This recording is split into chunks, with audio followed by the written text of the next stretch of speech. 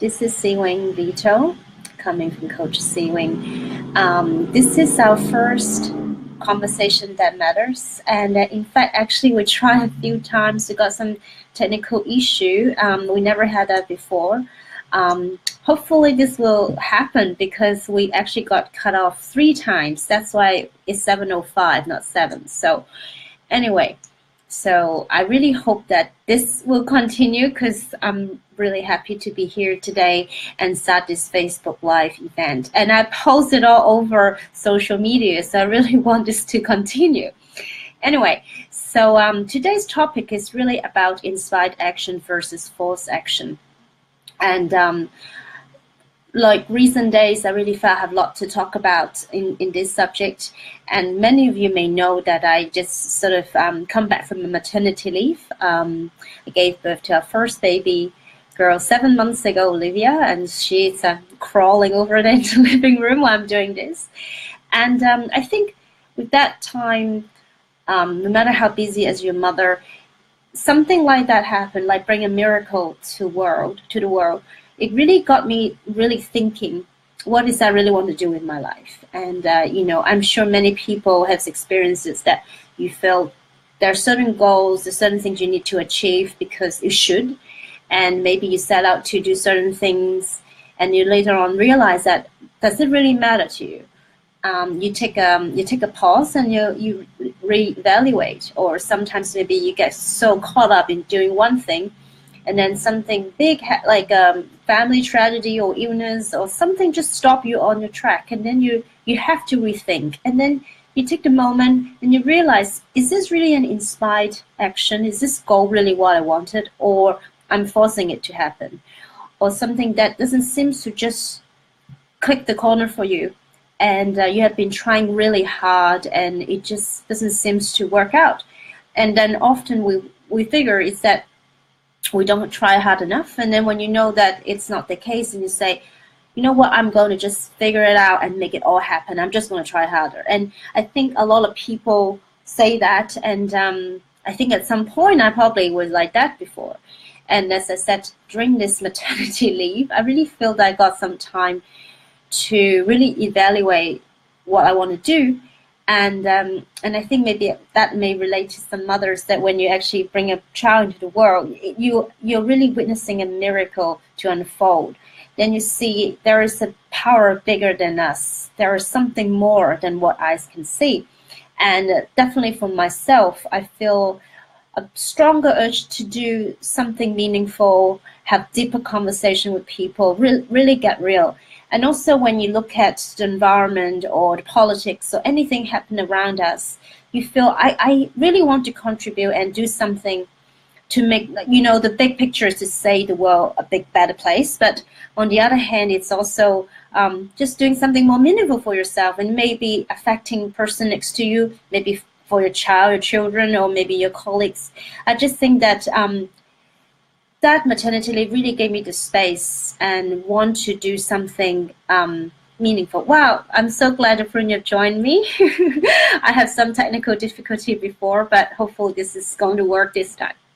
So I was just starting to say, what prompts me to do this conversations that matter. And hopefully each week I'm going to bring in the topic that it's going to resonate with people, that's going to help them with what they're doing in their life. And I also welcome live questions because my background is also a coach. So a lot of things that I find relevant when people say, well, how does it apply to me? Or what does it mean when this happens? And I mean, I hope we have some conversations here instead of just me talking. But hey, so I think one thing I really wanted to start with talking, it's really, the notions of I need to figure it out and make it happen, take it to the next level, things like that. And I think, it's something so common, we hear this all the time.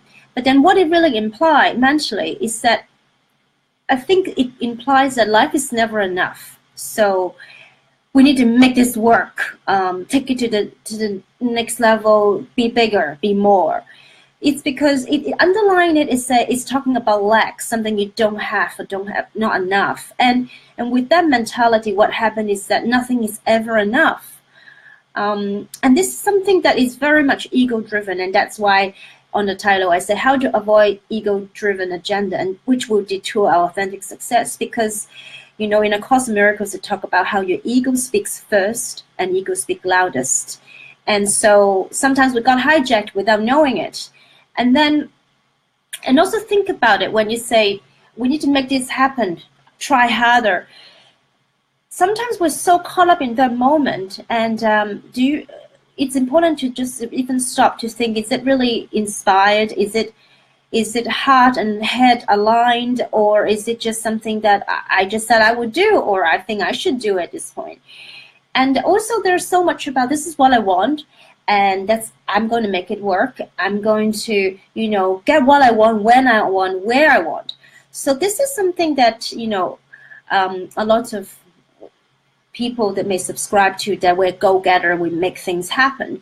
I think, there's a lot of daily activities that you may need this muscular energy to say, we need to do things, we have to take action. Yes, of course. You may get a really inspired idea, but if you don't take any action, nothing will happen. I'm not saying that don't do anything, but it's what you really want to do, and figure it out, whether it's really a heart-centered decision is important. And Einstein said that time is an illusion of a conscious mind, and it's just a very persistent one. So, sometimes I hear people say that I want to achieve this and that by this and this time, or, I'm, at a certain age, I should have known better, I should do better, I should be at a certain place. But time, it's not like that. It doesn't work like that for us. That, I think I heard Marianne Williamson once said that, people sometimes treat God like an errand boy, that, dear God, I want this and that, and I want it happen tomorrow in this and this way.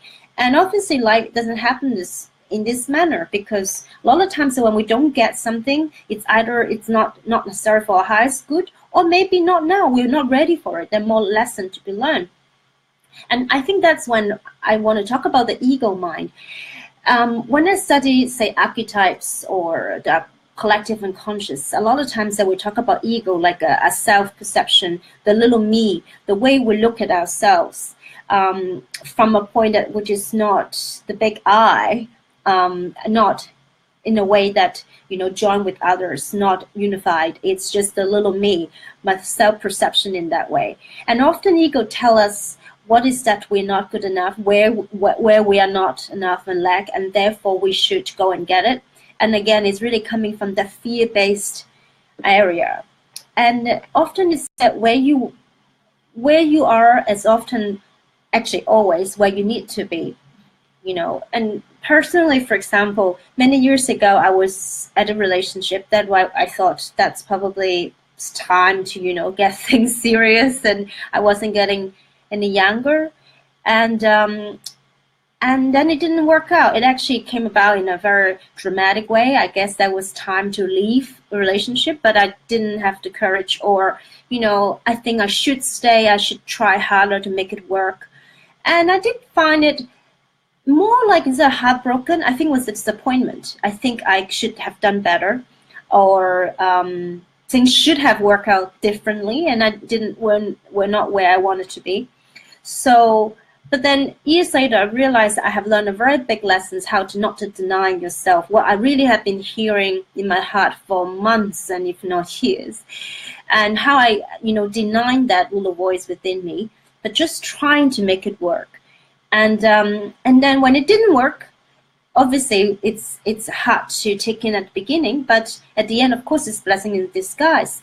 And that's exactly where I need to be. I need to be confronted with, can say my shadow side, or things I wasn't aware, the pattern that I was having that I wasn't aware before. But because of that relationship broke down, I really have to have an honest look about my life, and that brought about a lot of learning. So I was perfectly where I was. If I didn't have that experience, I wouldn't be able to learn so much about myself, or also go out and seek more knowledge and change profession, leave the place that we used to live. And at the end, of course, now, as you know, I have a baby, so I got married not long ago. So things like that happen, and if I wasn't, at that place, it wouldn't happen. So And one thing I want to say though, there are situations in life that are very hard, very difficult, and could be poverty or abuse and things like that. And I'm by all means not saying that you shouldn't have this, take action attitude. Definitely. I mean, if there's something is harmful, you need to check, you need to take action, of course. But it's about the attitude, that make it happen attitude versus by really in a place where you know what you're doing. And you know that I think the notion that I was talking about have a lot to do about doing it by yourself, thinking that the little me, will make it happen, instead of thinking, sometimes you just cannot accomplish everything on your own, by yourself, alone. It could be with friends, it could be with other people helping you, but also trusting the universe sometimes knows better. And there is universal intelligence, and there is also power beyond us, the power that make a rose blossom from a rosebud, or from a baby to grow in your body, like things like that. Partly beyond our control, but partly it's just miraculous, and that's something that we cannot, do in the same way. So sometimes things like that, we need to think, the universe out back, and we're not alone, and we need to be able to observe an environment, and so know that help is on the way, and therefore what may be our next best action. And I think there's a lot to do with, at the moment, sometimes you may be very caught up with what's happening around you.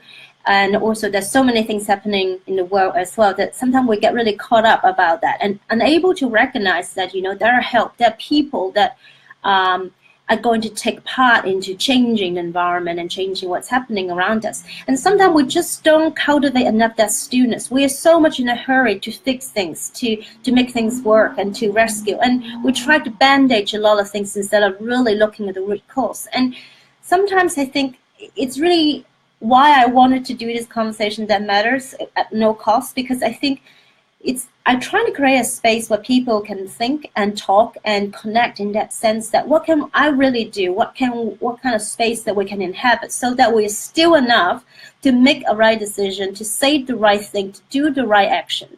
And it is not easy. Sometimes, the ego take over if we don't meditate in the morning, or something trigger us, and then we may make a mistake, and we may, blow an opportunity. But we can always start again. We can always choose again. But having an environment or people around you, or being in a place where that's being mentioned, you get reminded, definitely going to help you to rethink again, or remind you, maybe meditate before you make that phone call, or take a deep breath before you send that email, things like that. So, well, I don't want to digress too much, because I do have the tendency sometimes to talk about something else than what I intended to, and then I run out of time. But, and I also want to talk about how, there's nothing wrong with making goals, strategy, to-do lists. I have done so many years of business coaching. My background is actually economics. So I know how to use my rational side of the head to do things. And, and sometimes I do feel that when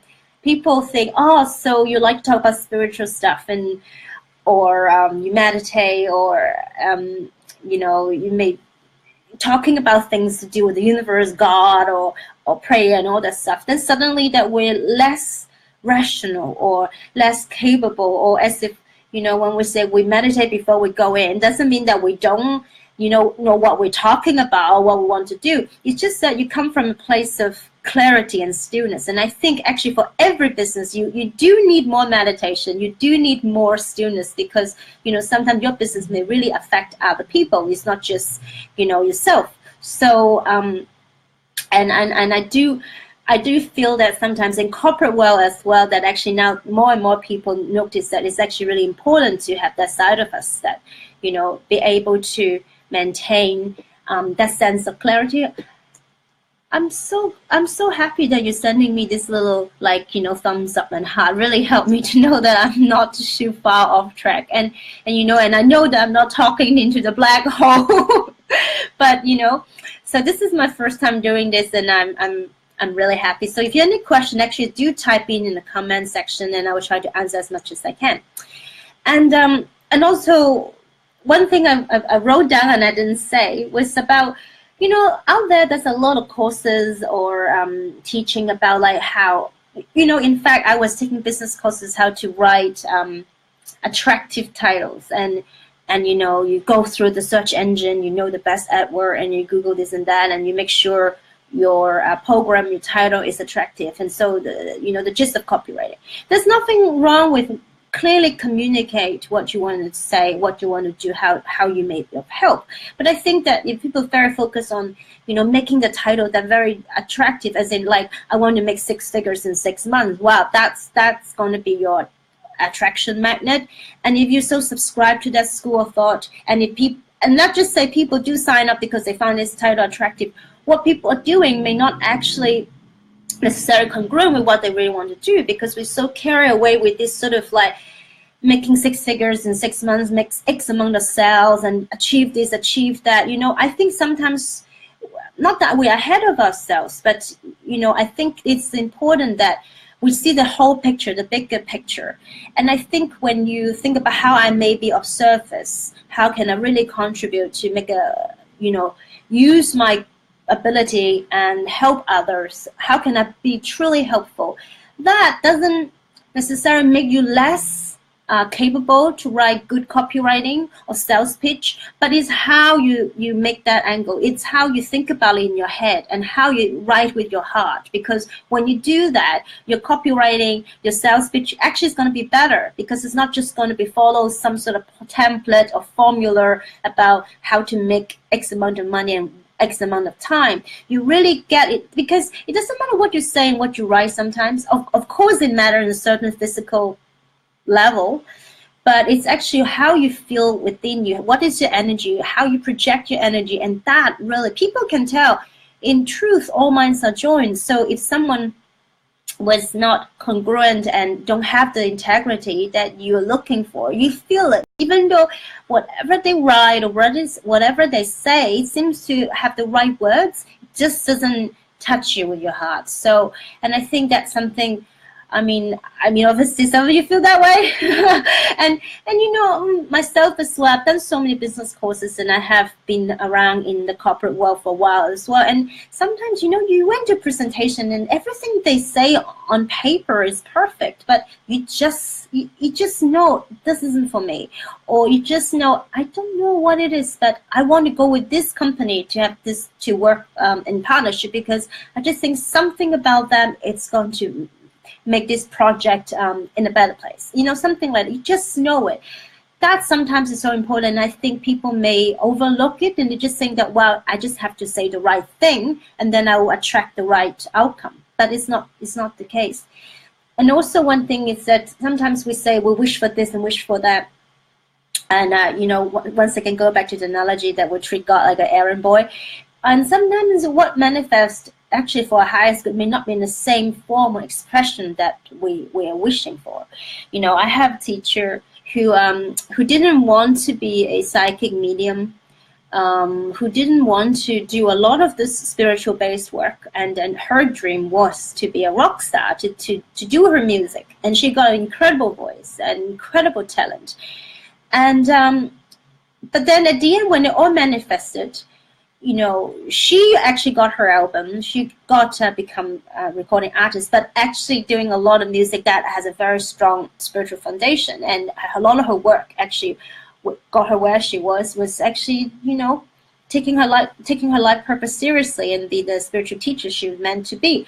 But see, like at the end, the music career didn't take off, but the album, the music did materialize, but it's not in the same form that she intended. So sometimes the universe responds differently to what our shopping list is.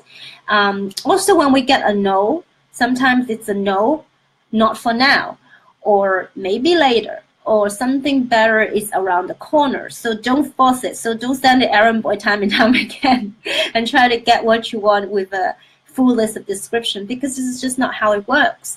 And then in my practice, I also get quite a lot of clients sometimes say they have a really inspired idea to be a healer or a teacher in some form or create a business that is heart-centered. And they really felt inspired to do that. And it sounds beautiful to me. But then I think what happened was when people have the idea, they may jump onto it and say, okay, this is my divine mission. I'm going to quit my job tomorrow and I'm just going to, focus on this. And I understand the urge, I understand the passion, I understand, that you really wanted to do it. But what I find is that sometimes when people take that leap, and it may not have the immediate success they wanted. Maybe they're still like crafting the skill, maybe they are still, working out how exactly going to present the work to the world. And what happens is that they get frustrated, or they get really nervous about money, or why I'm not getting client, or in some cases that, people want a success so quickly because they think, well, this is such a defining, inspired idea. So, why didn't it work for me? So, and even like say they put up a workshop when there's 100 people, of course, everybody's happy. But when there's only 2 people, then, it feels cold. And then I think that's something we really need to look at, especially when we're in this industry of health and wellness or spiritual self-help, or you name it. I mean, I don't even know how to call this industry now. Because, if this is a defined purpose to be a healer, so no matter you are talking to 1 person or 1,000, you are still fulfilling your mission through your words that have healing power, or helping people with 1 piece of information. So never underestimate what you do, even in a smaller scale. And I think sometimes people just want to get big really quickly and want this success, or saying that I have been doing this for so long, or I have this in my, I have this qualification, I have that, I really should have more success to show for. I feel such a loser now. Like, they didn't, sometimes nobody say that, but that's how they feel inside, Not only that, created energy, that how you felt, it's presented in itself in an energetic way. But think about it. God may have plans for you that you may have to learn in this way, so that you appreciate even for 1 person that you can talk to or heal. And also maybe this is just the time for you to get your skill or your art better.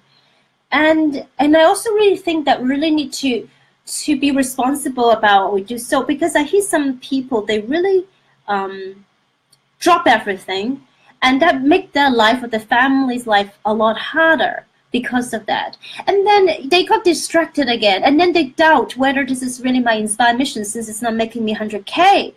That's just gonna shooting yourself in your foot. And my advice is always that if this is your inspired idea to say to be a Reiki master, do it. Go and learn it, but don't always expect you're going to make 100K from it in 6 months. It may never be that. Maybe that's not the form that you're supposed to do in this lifetime, but you can still be an awesome teacher or a Reiki master in this case.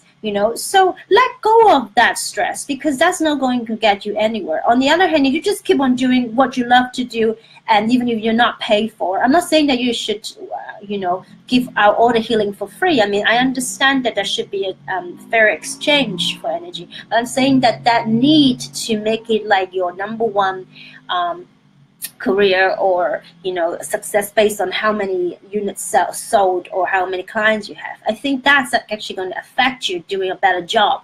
So be responsible, take it slow, follow the flow, don't force it. And many people who are very successful today, 20 years ago, there's no such profession. 20 years ago, there's nobody doing what they were doing, and they were not thinking they can start a career in that sense. They just they couldn't think of it. They just step by step followed the flow. Many big people that you heard now, they start with 2 people in the living room. Like Hay House has 6 people, and 2 of them were friends, in her living room, listening to her hayride. So people start small and they just follow step by step, and that's all it matters, And I'm sure back then, if Louise Hay did not have Hay House and become the Louise Hay that we know now, she would still carry on. I think that's really important to be congruent about this. And also don't let our ego to rule us on our shoulder and saying, look, there's not enough people showing up now, so I don't think that's your thing. Drop it, don't do it. Or, the ego sometimes tell you to do something, and then you do it, and then you tell yourself I shouldn't have done it, and then you say, I told you so, things like that. So don't get wavered with that. And knowing if you meditate, if you pray, if you get yourself enough stillness during the day before the day start, then the chances are you will hear what's really the message for you. What is the right next step action? Whether you should continue or whether you should stop, whether you should really drop it all and start a career in a new profession, or that you may need to have something in between to help you to transition, things like that, that may come in many different forms of how to do it. But if you're not in a place of stillness, you're not going to hear it. And then you think of all the other things and the reason why you're not good enough. And that's just going to be a vicious circle. So that's what I've seen in my life, what I've seen in other people's life. And I hope that that's going to help people to think about, what may be, helpful to do during the day, and what may be the way that to really help you to achieve authentic success. So now I talked about the very important thing about the morning meditation, and I think it is a habit that we need to cultivate. Going to the gym is the same thing. You're building on your muscles, and even you look very fit and healthy now, doesn't mean that you don't have to go to the gym ever again. You still need to exercise to keep your body fit. The same with this spirituality musculature, so to speak, your ability to hold a space for yourself, to inhabit and to discern whether this is an inspired order, idea or ego-driven agenda. To be in this place, sometimes you need discipline. Get up 5 minutes early in the day to meditate, or when you have a very busy day, you may just want to take a breath, go to the balcony, go for a 5-minute walk, whatever that is. But this is about discipline, to cultivate that piece of muscles to hold you together so that you can get your stillness, you can get a clarity back. And so many people say, well, I've been praying and I've been asking, but I get nothing, I can't hear anything, I got no messages. So number one, I often ask, so did you actually have meditation practice or any spiritual serious practice or something that help you to be at that place to get the message? And also another thing is that, is it because sometimes you may not like what you hear, or the message is actually, I need to study more, or I need to take on a second job, so maybe I can, spend more time seeing client in a weekend, or whatever that is. Sometimes we get the message, but we don't like it, or it startles us. This is too big, or this is too small. That doesn't sound right. And then we use our rational mind to evaluate, and then we decided, well, that's not something I really like, so I don't like this message, and then suddenly there's no message. It happens to me too, so I'm not just being judgy here. And often that, and then something will happen, and then a year later you're like, damn, I should have done this, because then it will be much easier. So I think be willing to listen. It's one of the big key. I love this story where, many of you may have heard it. So there was a very devoted man in a village.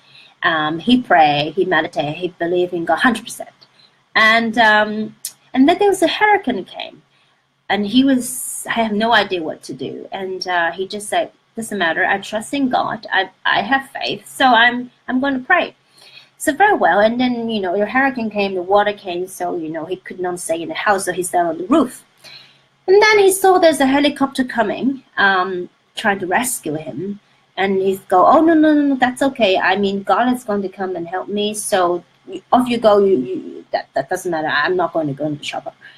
Then that went. And then he saw another rubber boat coming through, and the neighbor's dog in it too, like neighbor and the dog and all that stuff. Like, come on, Mr. So-and-so, get on that rubber boat, I'm trying to get you to the safety. Then the devoted man said, no, God has plans for me, I'm just going to stay put. So this happened a couple more times, and the same thing, someone would come, trying to take him away, and he said, no. And then at the end he died.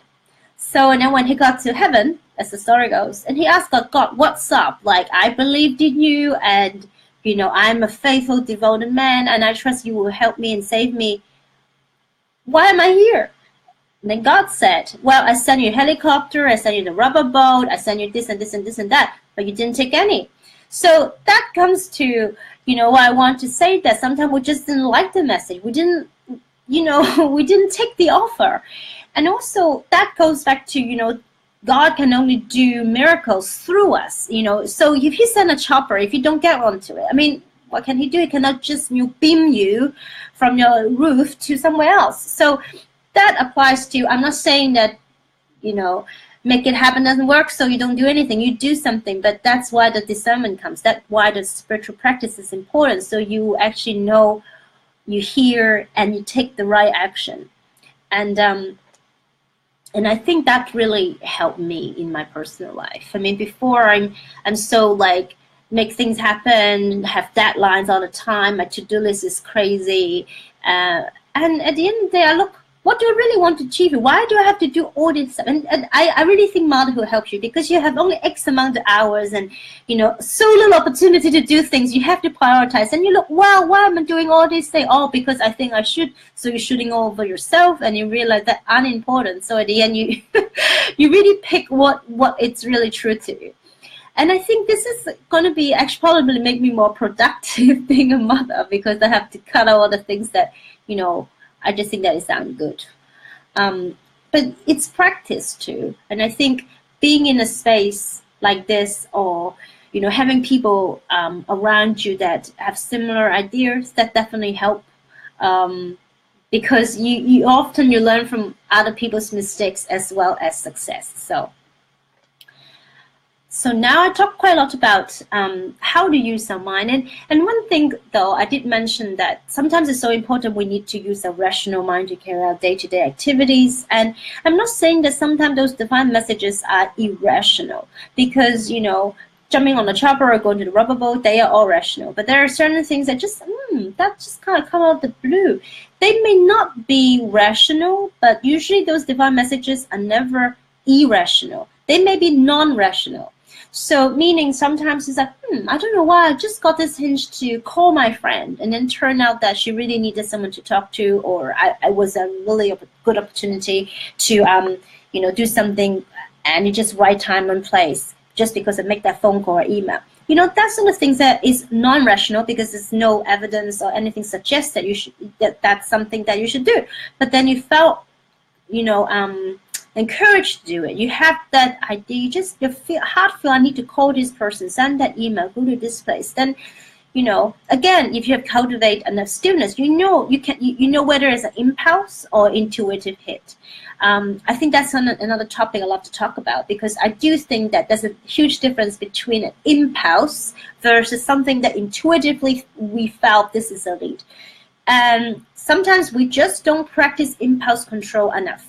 And then we say, oh, it is my intuition, and then I did something silly.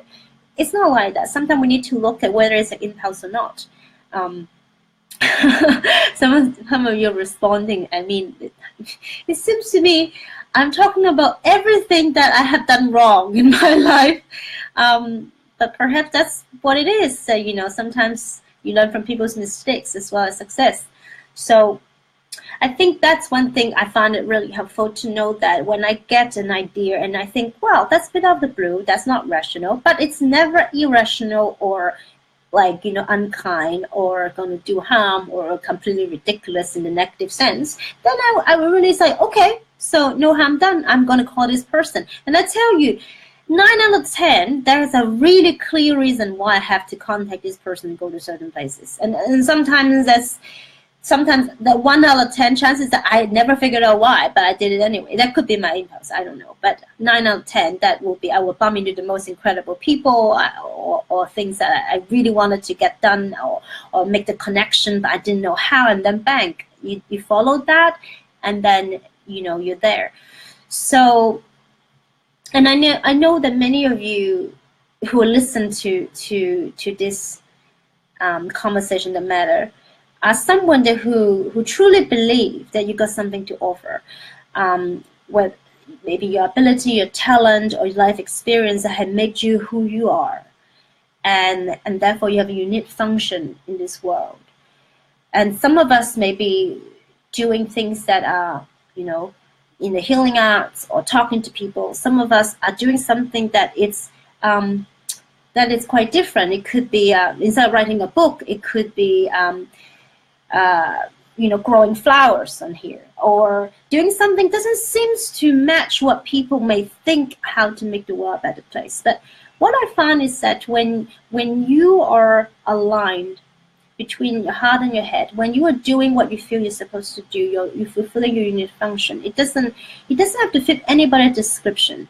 If you love fashion, you just want to make beautiful clothes, and then you will find a way, and the life will lead you to actually help others to have beautiful clothes or have ethical eco clothing line. I don't know, but you will fulfill your purpose, and that's all that matters. We don't have to judge that function, whether it's good enough, big enough, important enough. That's not up to us. We actually never know the divine matrix.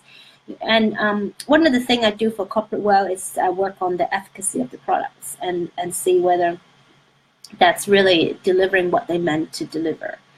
And I think sometimes it's hard for a bigger organization to say, well, I'm not the CEO, or I'm not doing, that particular work. How do I know that, that I'm really going to help at the end of the production chain? I felt I'm so not part of it. And while some people, on the other hand, the company will be doing something, it may seemingly so remotely connected to delivering the product or service, but they felt very, very, important in that step to do what they do. Some people say that, a person who was cleaning the toilet in NASA, when people asked him what he was doing, he said, I helped to put people on the moon. That's the same thing, that you don't know where you are in this chain of the fabric of universe, where you fit in this matrix. But what you do, what you contribute is always important. There is always a unique function for you, and nobody else can take that from you. Whether you think it is big or small, it don't matter, and you shouldn't think it's big or small anyway. If you know this is your function, and how do we know that is your function? First of all, if you're supposed to play beautiful music in this world, you would never have the inclination to go and study accounting.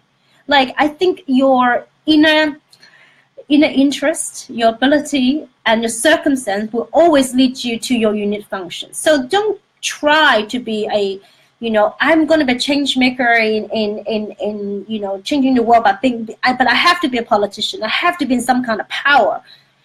I don't think it worked that way. It's in fact that you just follow what your natural ability and interest, and see how your environment unfolds and land you where you're supposed to go. And that usually will help you deliver your unique function.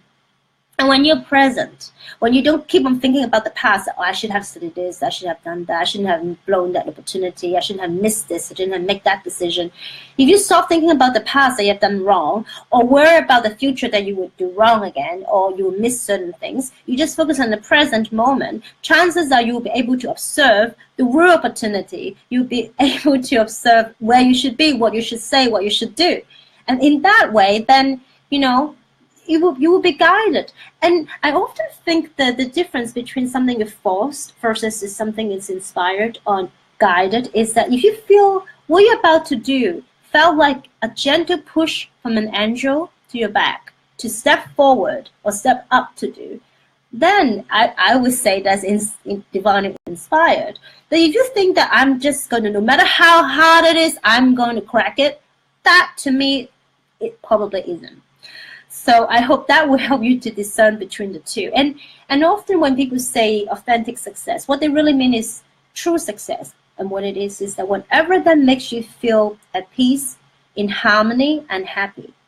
And if it is about relationships, about family, or it's about, abundance, I probably wouldn't think that having X amount of money will get you there. It's, having, comfort, yeah, maybe. So it's what you think that you will have to make you feel happy. That is, what it is. If you say money can make you happy, probably not true, but what money can do, then maybe that's relevant. But still, at the end, it's the happiness that you think you will have by having this thing that you're longing for. So if you have for the happiness first, then maybe it's just easier in that way. So I don't know where I digress a lot, but I think that you need to know what makes you happy. And money is never really the issues, but money can help in helping you to, having a life that maybe it's not so difficult, so that you can have time to enjoy the things you really want to do and so forth. So I'm not saying that, money is important, but, how we go about it in making it. Like one example again, that you want to be a healer, but if you're so fixated to say, I'm just going to do healing as my full-time job, if that doesn't work out, then you're in a very tough situation. Maybe you should see what your ability and other given talent that maybe can help you to get the money, and then you can also do healing on the side, part-time, or even for free, whatever that is that you feel drawn to do. Maybe that's the solution. So don't get so fixated about how you're going to fulfill your unique function. The how will be given to you. You just need to know why and what.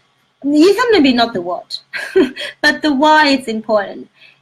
To feel that this is what I'm drawn to, and knowing that's going to help others, so that's going to be my function, and I think that's important. So, well, I hope this little chat is going to give you something, and I'm going to keep on doing it on Wednesdays. That's called Wednesdays Conversation That Matters.